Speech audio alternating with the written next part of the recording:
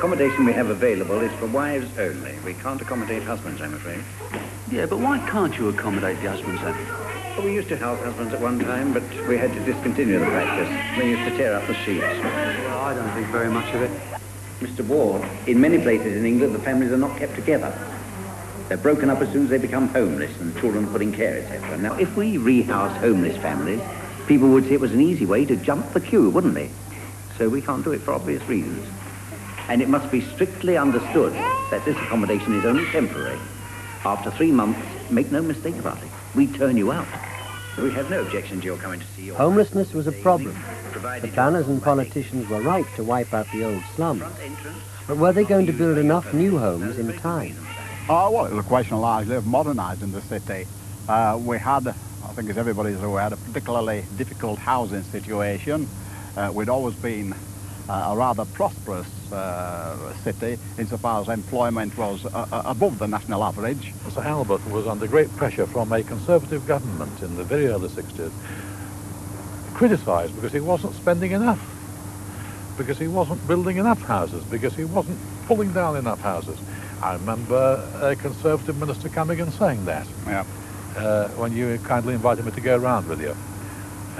So we were under pressure to, do the job yesterday. But there wasn't the finance in the 50s. The finance became available in the 60s, and many politicians have gone into Westminster with a political platform that they would do this and they would do that for housing, for social services. Well, we've only had time for a preliminary investigation, but on this first one, we can see no reason why the 400,000 target shouldn't be achieved on 2 conditions. First is that we can deal, or rather that my friends in the Ministry of Works should deal with the bottlenecks in the building industry and other industries for supply. And the second one is that we can encourage the building industry to use new methods, use industrialized building, for example. And on those 2 conditions, and the productivity of the labour force goes up, then we think the 400,000 is a practical target. The Lord Mayor and Lady Mayors of Manchester came for the opening ceremony, admiring the lounge here, a little over 18 feet by 11. The block contains 51 2-bedroom flats, 12 for single people. Build high and you get more homes. And more homes meant more government subsidies. I think they thought of them much more as numbers than as people. So one day, through your letterbox, you would get a communication, you could hardly call it a letter, from the council, informing you in official language that your house was unfit for human habitation. Now, you might be a tenant, you might be a very unhappy tenant, perhaps paying what you thought was a rather high rent in that house, in which case perhaps you would go along with the council view. But you might be a property owner, an owner-occupier. You might have actually put your life savings into that house. You might have done many, many things to it. It's an insult of the highest order to say to somebody, oh, I'm sorry, where you live isn't fit for human habitation. You to me are sweet as roses in the morning. You to me are soft as summer rain that don't kill up and shed. That's something rare. The sidewalks in the street, the concrete and the clay beneath my feet begins to crumble. But love will never die, because we'll see the mountains tumble before we say goodbye. My love and I will be in love eternally. That's the way it's meant to be. All around, I see the purple shades of evening, and all around, shadows fall, and once again you're in my arms. When you're trying to do away with 150 years of neglect overnight, it's hardly surprising that mistakes get made. Slum clearance became a sort of religious zeal. Some areas, just because they were old, were called slums and earmarked for eventual demolition. When that awful sentence was passed, if they weren't slums in the first place, they soon became slums. House prices plummeted, and anybody with half an opportunity cleared out. Often it was years before they were actually demolished. Some of them are still here today. Not slums anymore, but areas of inner city decay. a problem for the social workers rather than the planners. You've got to remember that these cities were all powerful in the 60s. They were what we would now call all-purpose authorities. They had very considerable control. You hadn't had local government reorganisation. And they had very powerful political leaders, people like Bill Sefton in Liverpool, or Frank Marshall in Leeds, or Dan Smith in Newcastle. And in turn, they hired a new generation of planners, of whom the first was Wilfrid Burns in Newcastle, and a whole generation came up behind him, determined to give these cities a new image. The question is, how quickly could you do it? The 4 blocks of flats to be put up at Hayward for the Manchester Corporation look quite ordinary, till you see the metal mat floor reinforcement on its way up, complete with conduits for the electric wiring. They're fixed while the mat's on the ground. For this is building by the sector system, invented in France and being used at this site on a big scale. Another mat finished and on the way up, but that's only part of the sector system. The really revolutionary idea is the steel formwork. It's a mold of highly finished steel in which concrete is poured to set with so smooth a finish that no plastering is required. And as the formwork is heated, the concrete sets in 12 hours instead of the usual several days. Then the molds are unbolted and moved on for another section.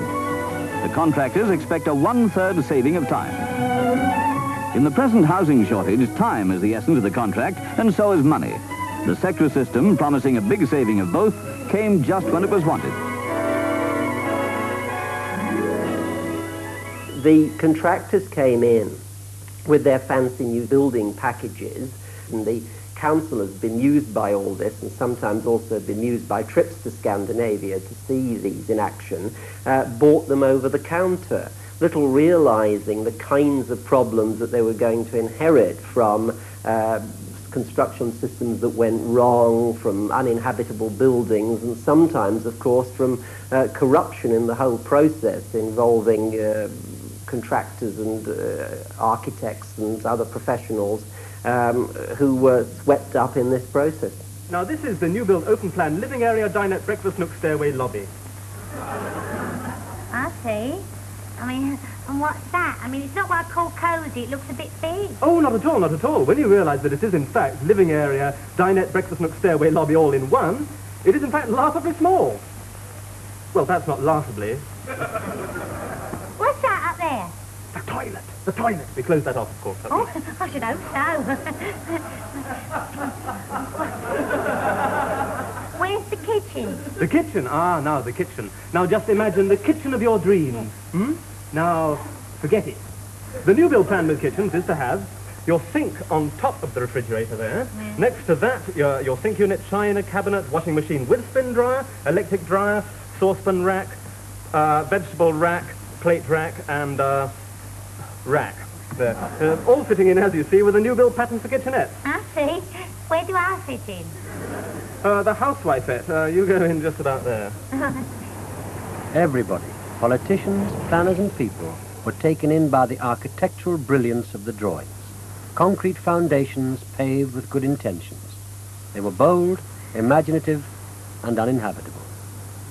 There's one prime example of this, and that is the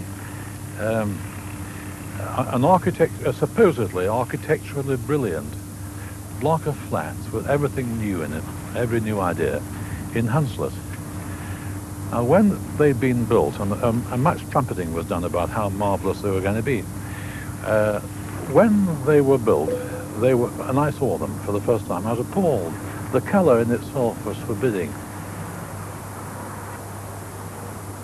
Fair enough, those flats have never been a success, and now they're almost uninhabitable because nobody wants to live there. People were moved into these flats arbitrarily, house by house. Their lifelong neighbours were stuck somewhere else. The flats were damp and drafty.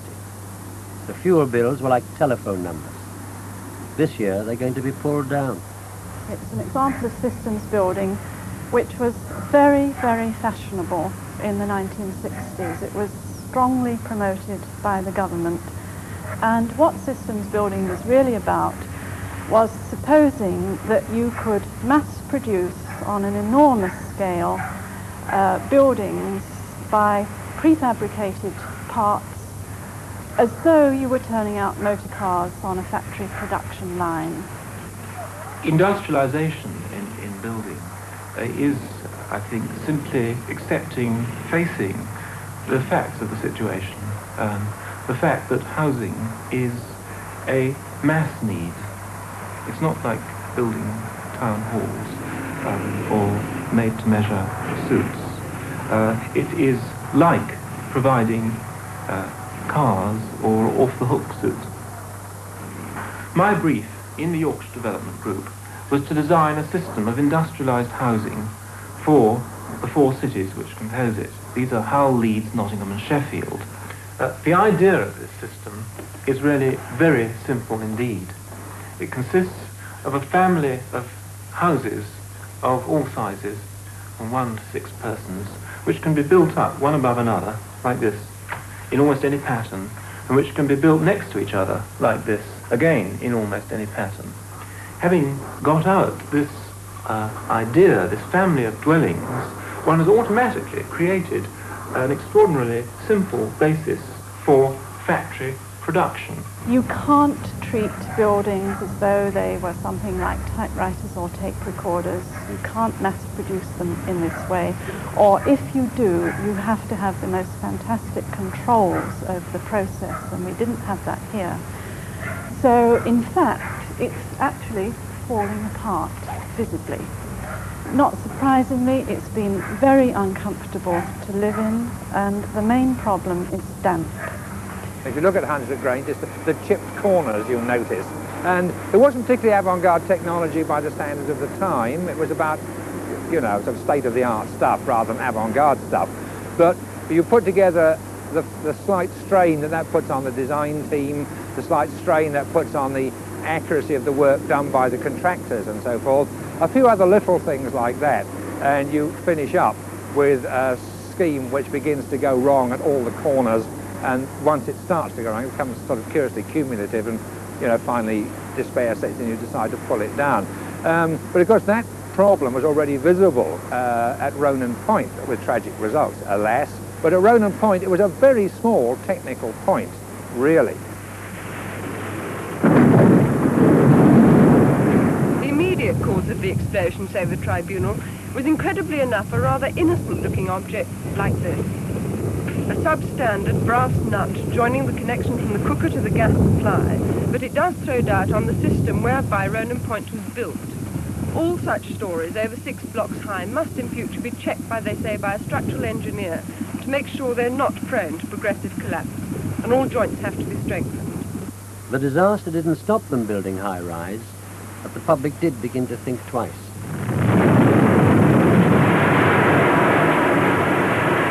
I wouldn't live in those places. I don't think I'd ever recover. We're like pigeons, man. You know, if we could fly, this would be a perfect Mickey pen.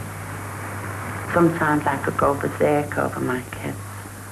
The way they're trapped. We're trapped. Then you get out of your floor and you go into your flat, man. That's it. Nothing else, you know. There's no help here or nothing. The only time somebody dies in the block, you get someone coming around knocking on your door, you know, and so-and-so has died. Well, you give half a crown off, or whatever you might have, you know, just as respect, like, you know. This is it because nobody comes, you see. Both lots of architects, the commercial developer architects and the council architects, were equally hung up on the idea of tower blocks, which I think was acceptable in the early stages to local politicians because it was a good symbol. If you built your new housing low, nobody would notice. If you put up big blocks against the sky, then you could see the new sanitary dwellings of the poor towering above the slums they'd lived in before. Whether anybody at the time fully understood the kind of problems they're going to get into with those new kinds of housing, I honestly don't know. I don't think they can have done. Although by the time the great machines, the production companies and so on, have been put in motion at the beginning of the 60s, it was already too late to stop the operation, even if you had by then begun to develop doubts. Also ignored was the problems of those who weren't going to be driving cars, but we're going to look at these enormous new elevated motorways from out of their house windows every day, exposed to the sight and the traffic. Part of the proposed motorway link between London and South Wales, it's a boon for those who use it, but, to say the least, a mixed blessing for those who live beneath it. Take the folk in Boston Manor Road, Brentford. At number 55, literally in the shadow of the overhead road, we met the owner. Part of his garden now lies beneath the roadway, and he talked to our reporter about the price he has paid for progress. Well, I had a beautiful garden there up a year ago, but this year I've not been able to do anything at all. Big schemes like the Chiswick flyover were progress. Nothing could stand in its way. But when the Westway was built, people decided they'd have a damn good try. And it was at this very point, when Westway opened in 1970, that the protesters got onto the houses at the back of us and hold up a great banner saying, "Get us out of this hell, rehouse us now." All the media people that the Greater London Council had brought along to the event were somewhat dismayed, because that wasn't exactly what they'd intended to happen.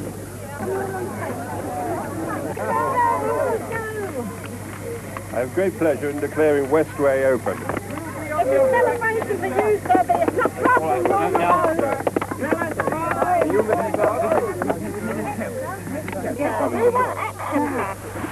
The internal combustion engine and the tower block were no longer seen as keys to a better life. Along with the desire to make ideal dream cities, there was also in the 60s a rediscovery of the historical riches of the cities we had. After all, most of the avant-garde architects in London, or in England indeed, are trained right here in Bedford Square, in what is still regarded as the best of all the Georgian squares of London. So that when it became a question of arguing what to do with traffic in towns, as in the Buchanan report, then the question was also what to do with traffic in parts of towns that can't be altered because they're so historically important. What could be altered was the traffic and the traffic flow, and various projects came forward to pedestrianise or partially pedestrianise areas like Bedford Square here. All the panoply of townscape effects, paving, street furniture, planting and so forth was put into action, and the result is a kind of half and half success. Someone from the Architectural Association said what we've got now is a Georgian pedestrian precinct with an automobile racetrack in the middle of it. But nevertheless, you can say that the battle was not really lost. Attention had been focused on what of our historic heritage, etc., it was most urgent to preserve. Even Coronation Street was seen as worth preserving. One of the first towns to move away from demolition and tower blocks and towards the rehabilitation of existing housing stock was Leeds. Do them up, give them bathrooms and inside labs, and they provide solid, good housing. The housing problem is still with us, and rehabilitation doesn't provide all the solutions. A lot of houses are past saving, and apart from other problems, rehabilitation is more expensive than tower blocks. But at the risk of sentimentality, it's your own backyard, your own front parlour, and your own friends and neighbours. So why did these virtues ever get forgotten? Well, I think we're an all-purpose authority. We took our own advice. We had officers, social service officers, housing officers. Come on. I don't think there was any strong advice given in connection with that. The main problem was housing people. There was a terrific waiting list, something 30,000-40,000 people on the waiting list, with a considerable amount of overcrowding, gross overcrowding in various parts of the city. And the main thing was to get houses for people to live in. Now, looking at the thing today, if I were dealing with it today, I would be thinking in terms of ensuring that shopping was there, that proper roads were made, that libraries were put up, and public houses built, and the other social necessities. But at that time, it was a question of getting houses for people to live in, and then facing the problems of lack of amenity after we'd got their houses up. But it was a question of priorities to a large extent. We destroyed the shop on the corner in almost every case and had to come back to build them 20 years later. And the churches and everything, you know. wholesale destruction of property really had to take place to afford the proper maximum or viable site for rebuilding. Longbridge, a big day for the little one. This is the 2 millionth Mini in company with some of those who helped make the pint-sized people car into an international achievement. Homes, shops and churches were destroyed. But the new religion, the car, was worshipped as much as ever. Still ahead. Sir Alex's creation was born with a golden spoon in its bonnet. Mini number 2 million proves it.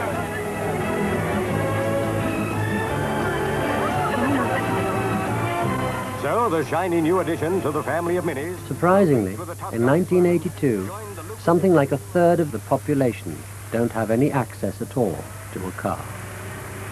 Despite all the efforts and investment put into road safety, for instance, the breathalyzer test, if one looks at the accident statistics over the last 20 years or so since the publication of the Buchanan report, one sees a horrific picture of loss of life and limb on a scale which wouldn't be tolerated in any other sphere of public policy.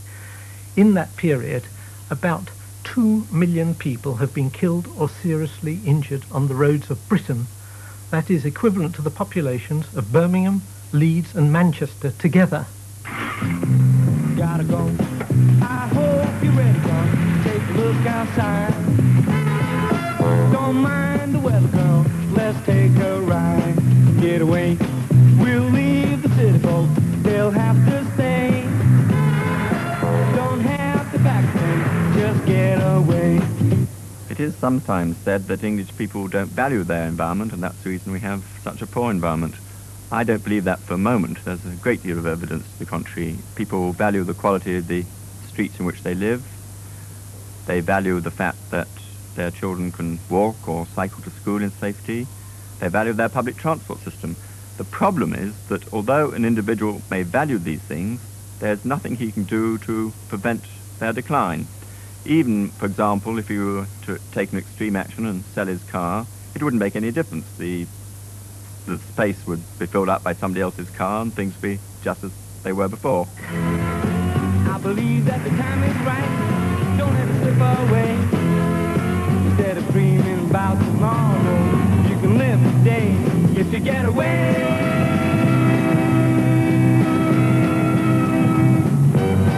The decision to buy a car is an individual decision. A person and to use a car. That's within the power of the individual to take. But the decision to change the system in such a way that these other values are respected and can be protected is not an individual decision. It needs a proper planning system, and we have still failed to develop that.